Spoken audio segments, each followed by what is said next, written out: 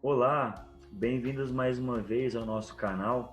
Hoje nós iremos tratar do assunto biomas. Antes de qualquer coisa, antes de entrarmos especificamente no assunto biomas, vamos entender qual é a diferença entre um bioma e um ecossistema.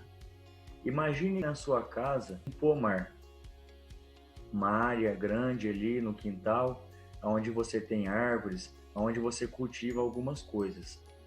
Ali com certeza existem seres vivos, existem animais, existem insetos e também existem as árvores, as plantas, mas para que esses seres vivos consigam viver em harmonia, consigam ter uma vida equilibrada, consigam prosperar, é preciso que também tenha ali os seres não vivos.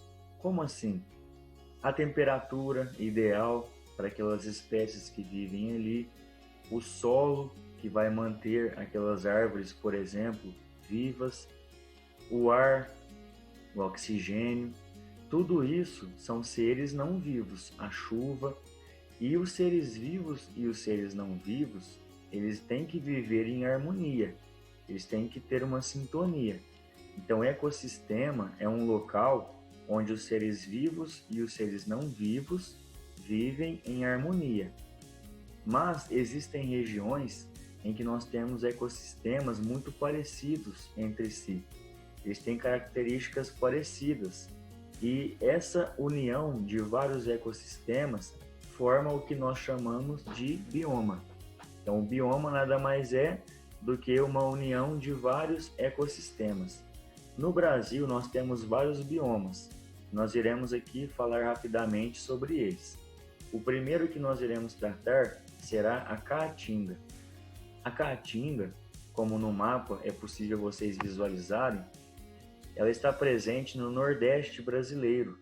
Existe uma visão errada a respeito da caatinga, porque muitos formam a ideia de que a caatinga é um local muito pobre, que não tem nada, é apenas seca e morte. Isso não é verdade. Existem áreas da Caatinga que a seca está muito forte, que a vida está prosperando pouco. Mas nós temos uma diversidade na Caatinga e temos que reconhecer isso. Nós temos, por exemplo, animais como a arara azul de Lear. Essa arara, ela é uma espécie nativa da Caatinga. Nós temos também, em relação à flora, a carnaúba, que é uma espécie de árvore que também existe na Caatinga. A Caatinga, ela ocupa aproximadamente 11% do território brasileiro. O clima é semiárido, ou seja, realmente é um clima seco, com poucas chuvas durante o ano, mas isso não impede que exista uma grande importância nesse bioma, tanto que muitas pessoas exploram indevidamente as espécies que estão nesse bioma, colocando até mesmo em risco de extinção. Continuando, um outro bioma que nós temos no Brasil é o cerrado. O cerrado ele está presente no centro do Brasil, como vocês podem observar no mapa. Ele ocupa aproximadamente 22% do território brasileiro. Ele é um bioma bem grande e ele tem características específicas. Como vocês podem ver na imagem, uma característica marcante do cerrado são as árvores de galhos retorcidos, árvores de médio e pequeno porte. Grande parte do cerrado predominam árvores esparsas, como vocês podem ver na imagem. O cerrado é considerado uma savana brasileira, mas apesar de ter o clima quente, lá existe uma grande atividade humana. O cerrado ele é muito utilizado, por exemplo, para a criação de gado, para plantações enormes. O ser humano desenvolveu técnicas que conseguem aumentar a produtividade, por exemplo, corrigindo a acidez do solo, permitindo que ele seja mais fértil, porque o cerrado tem um solo fértil, mas com o passar dos milhares, milhões de anos, como é um solo mais exposto, como não existe uma floresta cobrindo esse solo, aconteceu muito o fenômeno que nós chamamos de lixiviação. O que é isso? As águas das chuvas, elas vão lavando o solo e, junto com essa água, muitos nutrientes vão embora. Então, com o tempo, o cerrado vem perdendo a sua fertilidade. E tudo isso junto com a ação humana, que não sabe utilizar os recursos e causa uma destruição muito grande. Algumas espécies que nós temos no cerrado, por exemplo, em relação à fauna, o tamanduá-bandeira e a flora, o cajuzinho do cerrado. São exemplos de espécies que predominam ali no cerrado.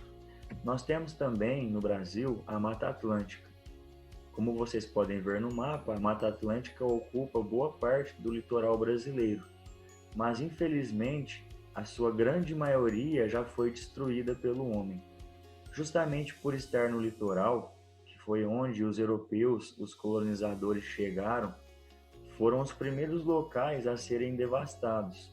Foi o primeiro bioma a ser destruído. Hoje resta aproximadamente 8,5%, 9% do que existia no início da Mata Atlântica. Ou seja, o homem destruiu grande parte desse bioma. Existem muitas cidades onde se encontrava a Mata Atlântica. O pau-brasil, por exemplo, é uma árvore nativa da Mata Atlântica e foi muito devastada, principalmente na época dos colonizadores. Nós temos também o macaco-prego, que não existe apenas nesse bioma, mas é possível encontrá-lo lá. Nós citamos o pau-brasil e aqui está uma foto simbolizando esse pau-brasil.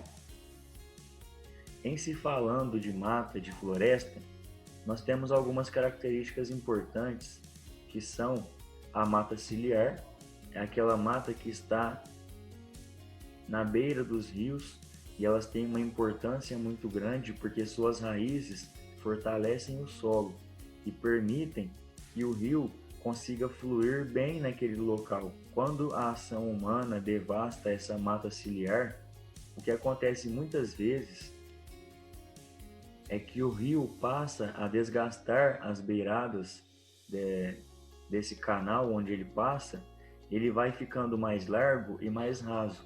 Ele pode até mesmo desaparecer daquele local. A mata ciliar é muito importante. Essa imagem simboliza algumas coisas. Quando se acumula também lixo no fundo dos rios, tudo isso pode prejudicar muito essa mata ciliar. Nós temos aqui no canto direito o exemplo da devastação humana que aumenta a erosão, o desgaste, e isso é muito prejudicial para aquela região. Nós temos também a mata de galeria. A mata de galeria são aquelas matas em que as árvores formam uma copa em cima do rio e cobrem todo o percurso do rio, como vocês podem ver nessa imagem. As árvores se encontram em cima e diminuem a incidência da luz solar naquele lugar. Nós temos, ainda se falando de matas, de florestas, os estratos da floresta, que são as alturas que as árvores alcançam. Por exemplo, o estrato superior seriam aquelas árvores de grande porte. O estrato médio, o nome já fala, árvores de médio porte. O estrato inferior, pequenas árvores.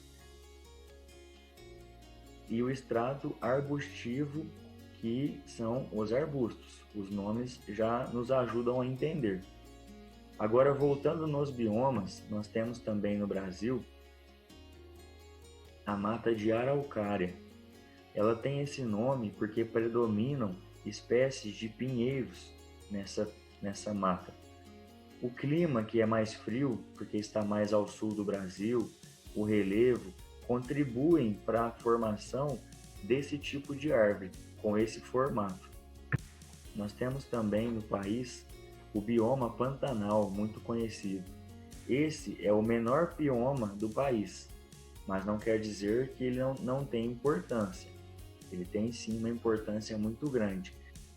É importante lembrar que o Pantanal não está apenas no Brasil, ele também se encontra na Bolívia e no Paraguai, mas a grande parte dele está sim no Brasil. O Pantanal é conhecido pelos seus alagamentos.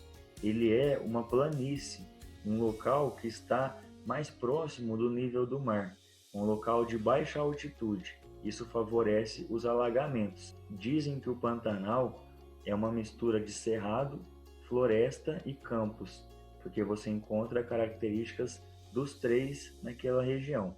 E também está sofrendo muito com a ação humana. Nós temos aqui o exemplo da embaúba, que é uma espécie que predomina muito no Pantanal, você encontra muito lá. E o tucano, que é uma ave muito presente também no Pantanal. O mangue é um tipo de vegetação que percorre o litoral brasileiro, como vocês podem ver no mapa. É uma vegetação adaptada à grande umidade. Muitas vezes os mangues se encontram em locais com água salgada, então eles desenvolveram raízes aéreas, são raízes que conseguem absorver a umidade do ar. Eles se adaptaram a esses locais e também estão sofrendo muito com a ação humana. Como nós dissemos, o litoral é um local muito devastado desde o início do nosso país, lá em 1500. Quando os europeus adentraram o nosso país.